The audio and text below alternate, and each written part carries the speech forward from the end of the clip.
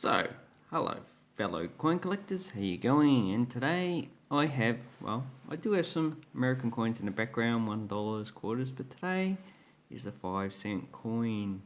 So, here is the 5-cent coin that was issued between 1913 and 1938. And this is actually the best US 5-cent coin ever. That's in my opinion, but I think it's the opinion of a lot of people. How you find the mint mark? It's generally under the E and C, so down the bottom here. So obviously this one doesn't have a mint mark, so it is the Philadelphia Mint. It has buffalo, which was nearly made extinct by hunters in the early 19th century. United States of America, a pluribus unum, and on this side we have an Indian. And this is supposed to be a composite of three Native American leaders. Who is it? Irontail, a Sioux chief, Two Moons, a Sienna chief, and Big Tree, Kiowa chief. And those names are actually pretty much just translations from their native languages. So they really, that was not their English name. Like Big Tree was not his English name. It would have been something in Kiowa, as well as Irontail would have been something in Sioux. But I'm not too sure what it actually is. I'm going to look that up because that's very interesting. So this is the best American 5-cent coin.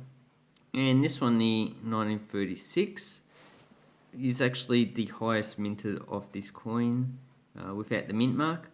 So there was about 118,997,000. So this coin's value in this condition, which is probably fine, is probably about $1 or $2. So really, 1936, you want to probably get the S mint mark, which has about 15 million coins. Or you can get some other dates like 1926, actually 926S, 970,000. Yeah, that's really collectible in any grade. And what else? 1915s is pretty low mint. But that 1926 one I think is the lowest mint that was released in the circulation that I can find. So quite a nice coin. Then in 1938 they actually issued this Jefferson nickel, so Thomas Jefferson. Yeah, while the designs are okay, it's actually not the best. And this design was issued up until 2003.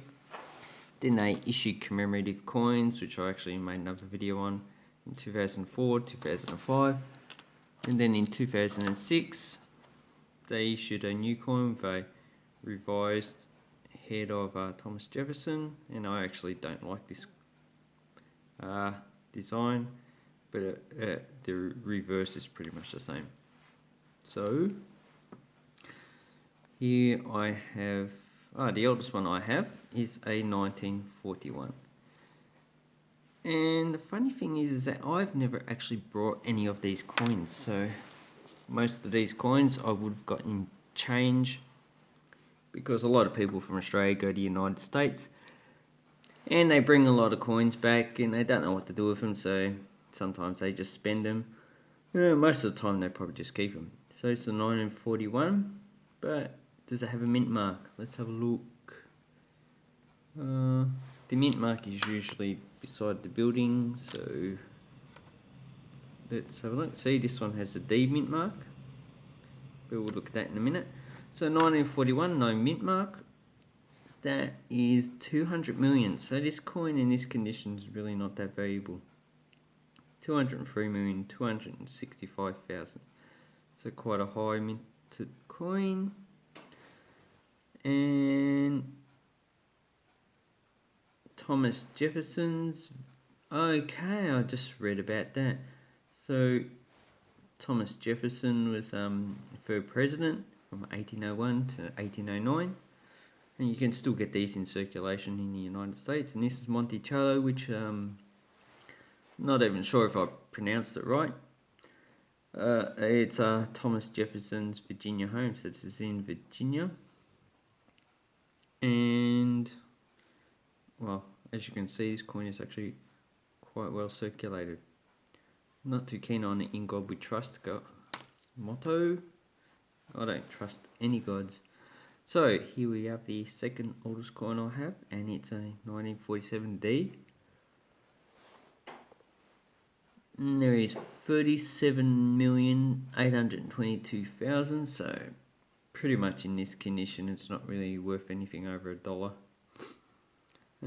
Probably on Lumistar, which I don't trust the values, it has 9 cents, 9 American cents. So, well. Then I have a coin from the 60s. So I don't have any 50s coins. I have one from 1960s. So when you go through your change in the United States, 1949S,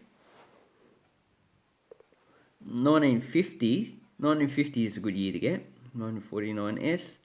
There are actually other coin channels that are based in the United States that have more information on what US coins to collect, like Couch Collectibles, CFA, and a lot of other ones. But let's have a look at 1964.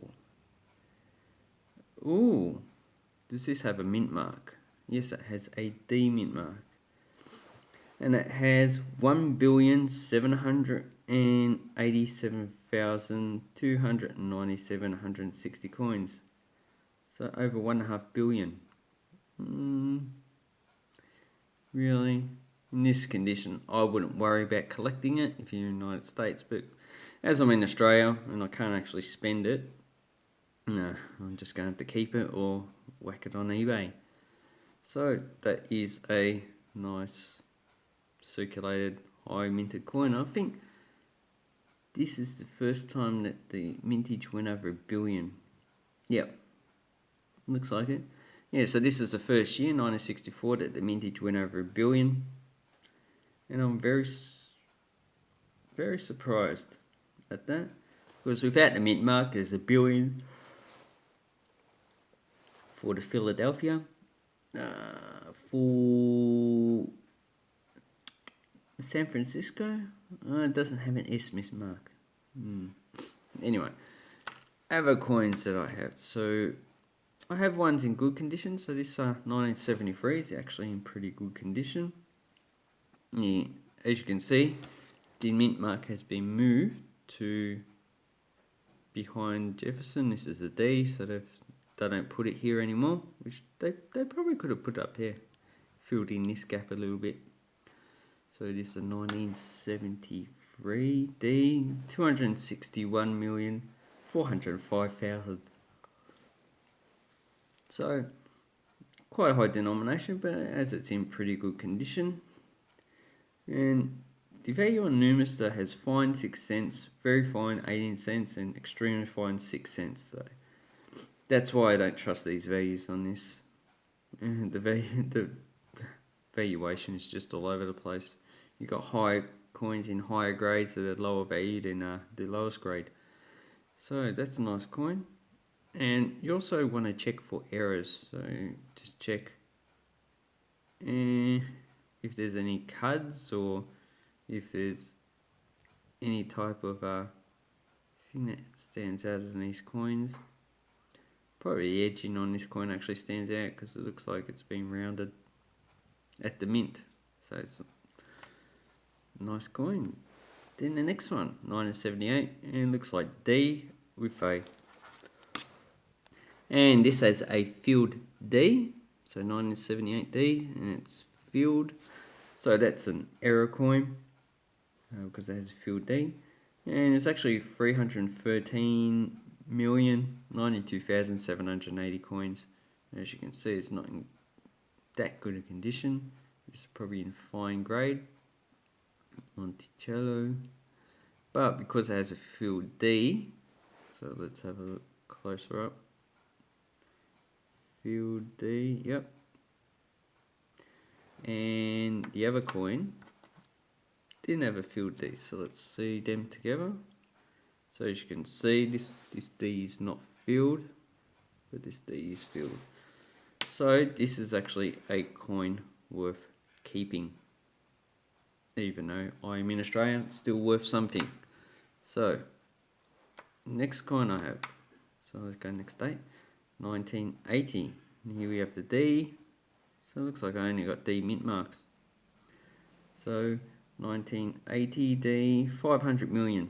No, a bit over actually. So yeah, well, it's good to keep in this grade. It's actually, if you're in the United States, probably a spender. Does it have any errors or whatever on it? I can't really see. Anyway, then I have 1987, and this is a D. As you can see, the D has actually gotten a lot better.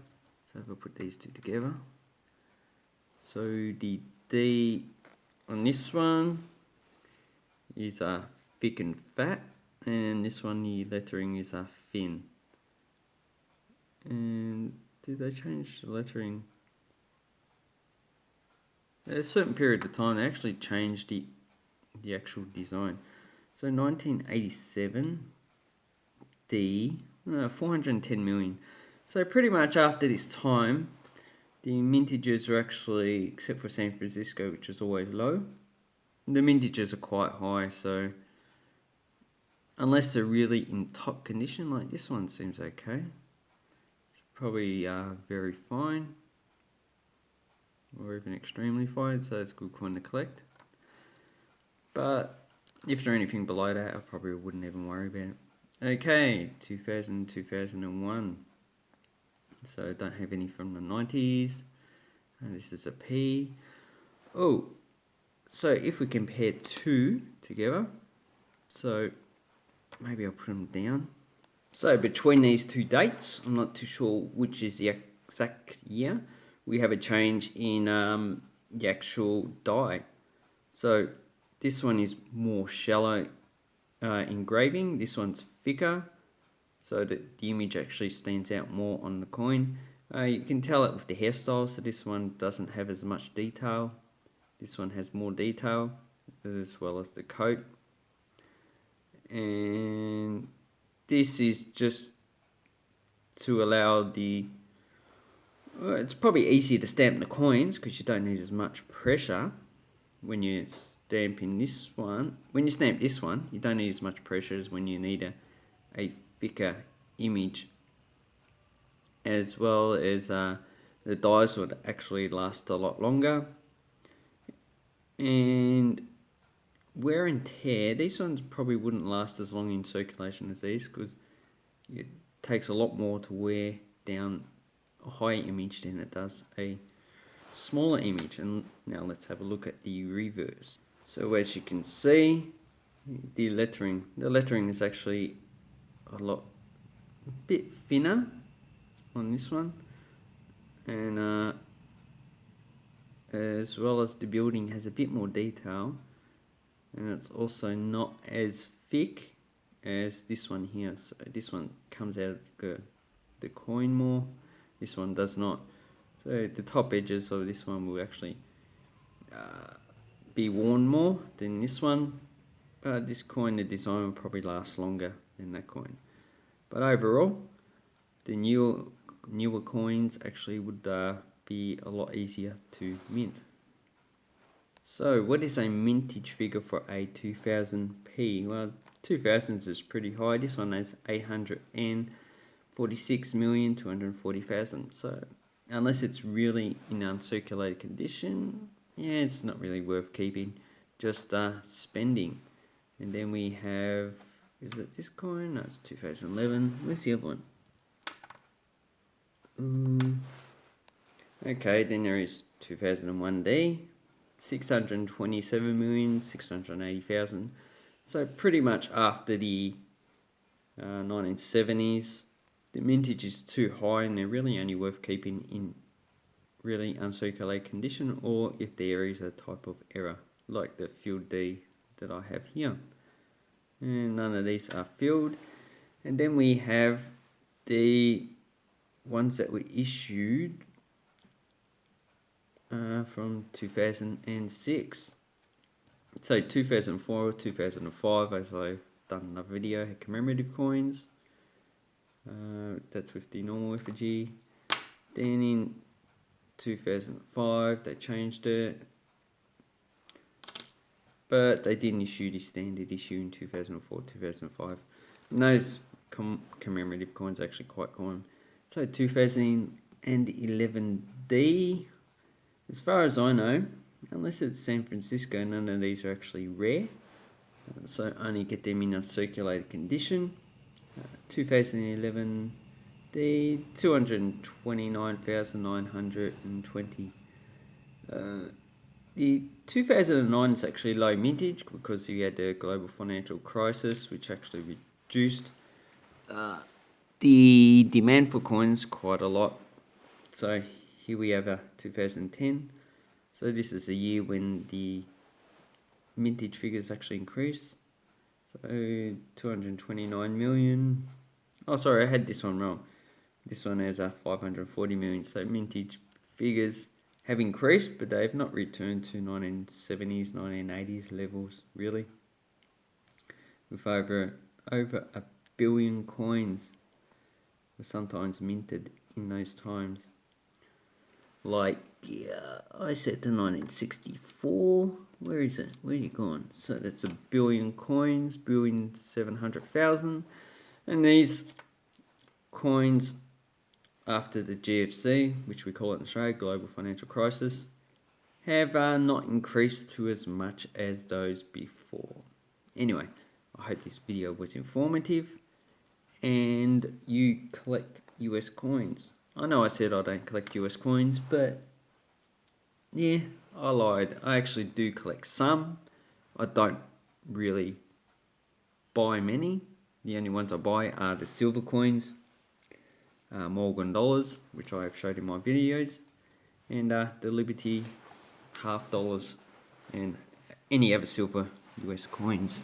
So have an awesome coin collecting time. Give this video a like if you enjoy US coins. Subscribe to my channel and check out my links below. Gee, I keep yawning. I'm not too sure why. Maybe I should go to the doctor. Okay, bye bye.